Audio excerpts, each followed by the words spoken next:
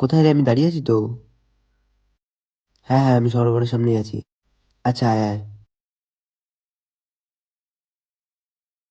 এসেছেন? চলুন।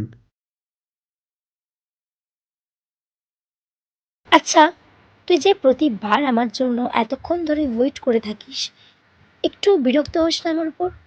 না, বিরক্তির কি আছে? আচ্ছা, আমি তোকে একটা কথা বলি। আজকালকার মেয়েরা তো কত কিছু চায়, এত এত এফোর্টস, দামি দামি গিফট, তারপর আবার ওইসব কি আছে না, প্রিন্সেস ট্রিটমেন্ট। ইভেন আমি তো তোকে সময়টুকুও দিতে পারি না, তাও কেন আছিস আমার সাথে? তুই না বোকা, তাই তুই বুঝিস না। তোর এই এফোর্টস না দেওয়ার আড়ালে আমাকে যে কতটা আগলে রাখা আছে সেটা আমি জানি। দেখ, এই যে ছোট ছোট বিষয়ে আমার মাথা গরম করা, ইম্যাচুরিটি, সেগুলো তুই সহ্য করে শান্ত হয়ে থাকিস। আর এটাই আমার জন্য সবচেয়ে বড় গিফট। সবাই তো রাজপুত্র চায়, আর আমি এমন একটা মানুষ পেয়েছি যে আমার সবটা অন্ধকার জেনেও আমায় মন থেকে ভালোবাসে এবং আমার এলোমেলো জীবনটাকে গুছিয়ে নিয়েছে। এই তো পেরেছিস। এবার এই কথাগুলো অনিকে গিয়ে বলবি। বুঝতে পেরেছিস? চল এবার।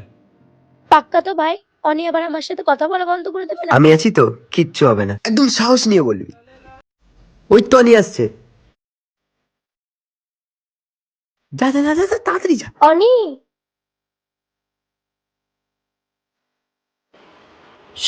শোন না, তোকে না আমার কিছু বলার আছে। ছাড়, আমি বুঝে গেছি। You will be my valentine. মায়া মাঠে অনুধানুষেনি।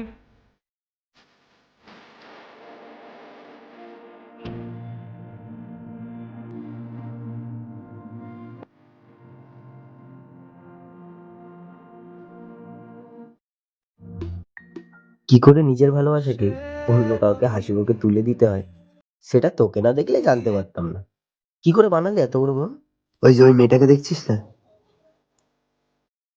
ওর মুখের এই হাসিটা আমার অনেক পছন্দের রে ভাই। আমি থাকলে সেটা হতো না।